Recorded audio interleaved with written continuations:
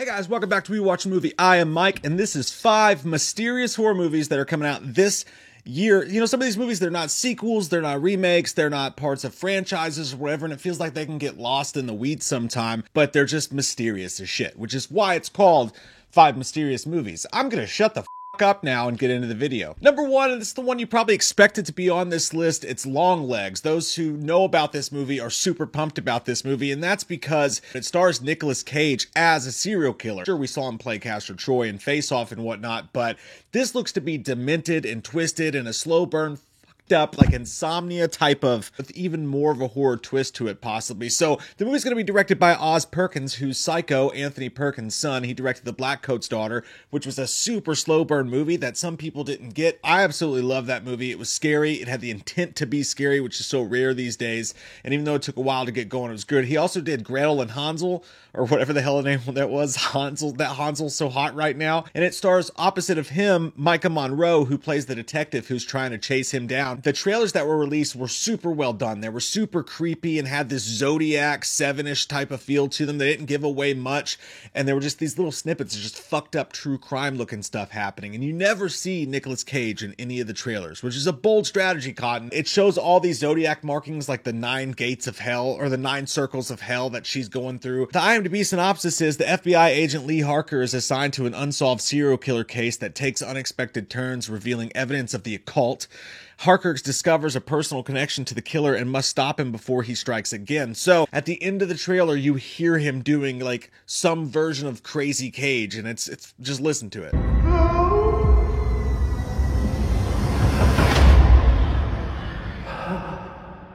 Who, what, where? So I don't know if we're gonna get crazy fucking nutbag chugging vodka in a diaper cage or what's gonna happen with this. Feels like they're going for super scary in this, and I love serial killer movies, and I love Nicolas fucking Cage. I really like Oz Perkins' work so far, and Micah Monroe. There's nothing to not like about this creepy ass looking movie, and even if it's not scary, it looks like it's still just going to be a good serial killer story. What I found interesting in the trailer is that they don't really...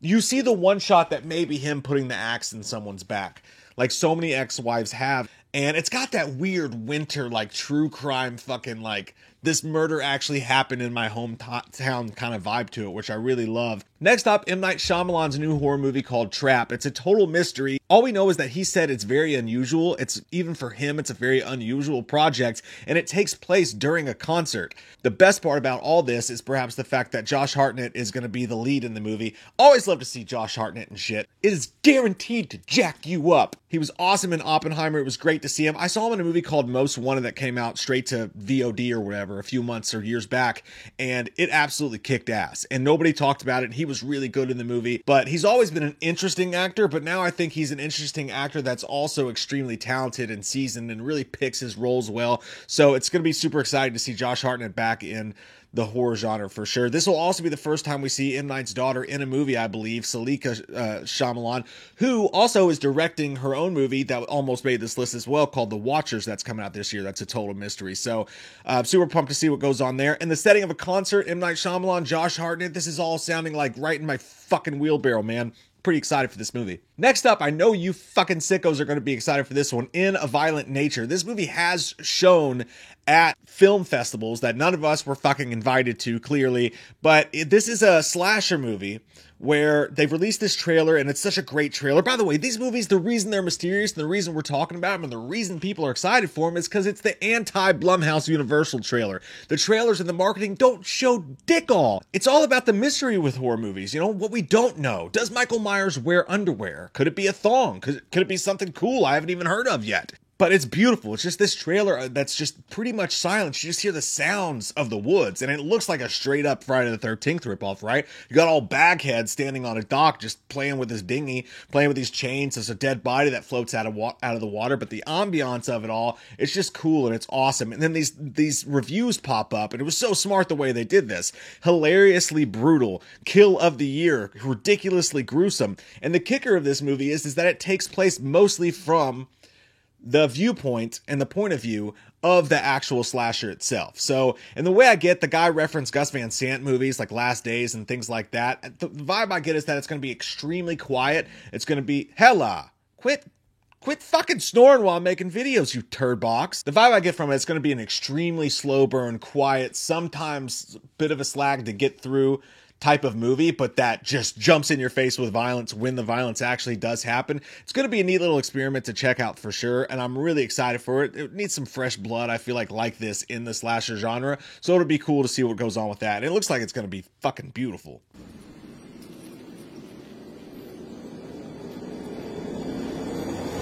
Fuck yeah, Jim. Let's go. There is no release date for this yet. It just says sometime in 2024.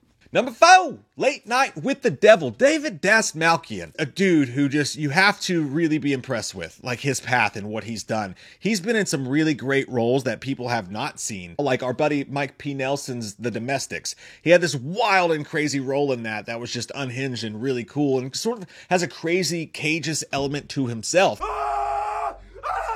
But since then, he's become basically a horror stalwart. He's been in a bunch of recent horror movies that have come out, and he's just got an interesting vibe about him. And he also, some people will know him as fucking Polka Dot Man from Suicide Squad. Can't wait to watch him chew the scenery and just really fucking go wild batshit crazy with this idea. If you watch the trailer for this here, it's a vibe off those old creepy ass talk shows that used to come on TV that were just anything could happen on them. I'm guessing maybe some sort of exorcism or something takes place, but it's hard to tell. But either way, you can see here in the trailer, things get fucking butt nut crazy, and I can't wait to see what they do with this movie. This one's going to come out on March 22nd in some theaters and then be on Shudder for everyone in April. It's a movie where they used all practical effects and some puppetry and things like that, which really gets me excited. You guys know I love my practical special effects, and Stephen King watched it and himself called it absolutely brilliant. Now, that could be a hit or miss thing. Stephen King sometimes likes to put, shoe polish on a pig. That's not how that goes.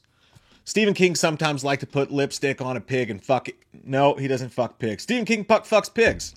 Back to you, Janae. That's not what I meant. I'm sorry. And finally, a movie called Presence. This movie is directed by Steven Soderbergh, who I saw touch the cusp of horror a few years ago in a movie nobody else seemed to give a fuck about, but it was in my top 10, I believe, of 2018 or 19, but it was called Unsane. In this movie, I thought it's about a stalker, but it's just weird as shit, and it's one of the best stalker movies I've ever seen, in my opinion. I thought it was great. So, and he's done others, he's dipped around, stuck a finger or two in the horror genre from time to time, again, here and there as well. And this movie's called Presence, and it's one of those movies that gets you excited because you hear things coming out of the places where they screen the film. And this story came out saying that it was so intense that some viewers had to walk out of the screening saying that they cannot take this stress. So that obviously gets you excited for a movie. In a world where we rarely get movies that actually try to be scary, it's really exciting to hear that this movie was so stressful it had people walking out. And, you never know how to take those things. It could have been someone who's literally only seen, Land Before Time on VHS, and that's like the only movie they've ever watched, and they just happened to be in the crowd as a plant to freak out. You never know. That's a very specific situation I just explained, but that's just what came to my head. But still, yeah, that's exciting to hear. And it's written by David Koepp, who is hit or miss for sure. He's written some classics: Jurassic Park, Mission Impossible, Stir of Echoes. Fucking love Stir of Echoes. I just had in my head, I had like a Ben Affleck, Jay and Silent Bob. Like, Kevin Bacon was the bomb in Stir of Echoes, yo. Word, bitch. Phantom's like a motherfucker. What's up now? But I actually really liked his recent one, You Should Have Left, with Kevin Bacon. Not a lot of people dug that. I thought it was really good. I think Jay liked that one too. But yeah, he's also had some stinkers though. The Mummy, the one with Tom Cruise, not the Brendan Fraser one. That one rips ass in a good way. Indiana Jones, the most recent Indiana Jones 5, he wrote that, which, not great. But yeah, some hit or miss stuff, but Soderbergh and Koepp. But what's fascinating about this movie is not who's working on it. And it stars Lucy Liu, by the way. But it's not that. It's that the movie takes place all from the perspective of a ghost that's haunting people. So it's a very experimental film, just like a lot like what we just talked about with that last upcoming slasher film. It's very experimental, which Soderbergh loves to do. That's one of his favorite things, is to just try and create new little genres of film and try new shit, which is pretty fun. But the fact that he's doing that in a horror angle, and this is going to be a movie that's said to have no jump scares or anything like that, but it's supposed to be a really creepy, chills up your spine type of film, and it's got like a 91% fresh on Rotten Tomatoes, whatever amount you put into that. I hope it makes me walk out of my own fucking house. That's what I want when I watch a horror movie. I don't want jump scares and boogity boogity boo. I didn't actually do anything. Walmart horror. I want movies to try to fucking bend me over. What you get with the analogy, but I want movies to fuck me up. Make me leave my own house. Make me scared to go to the mall or the bathroom or the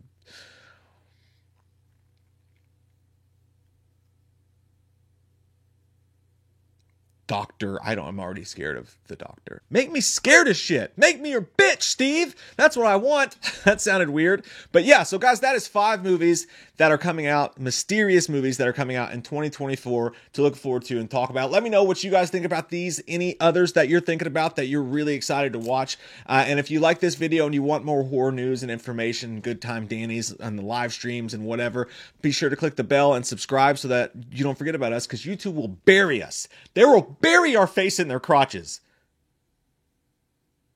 I fucking love you guys. I hope you guys have an amazing day. We'll see you soon. Here comes that white-faced fucker, an asshole like no other. He's a big old piece of shit. Wants to stab your sister's tits cause he's a white-faced fucker. Loomis can't recover. Dr. Challenge drunk again, sleeping with your sister's friends. Do you want to know about the darkness? I said, goddamn.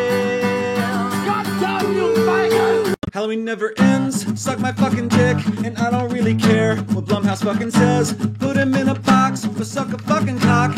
You can say he's dead, but we all know he's not, yeah.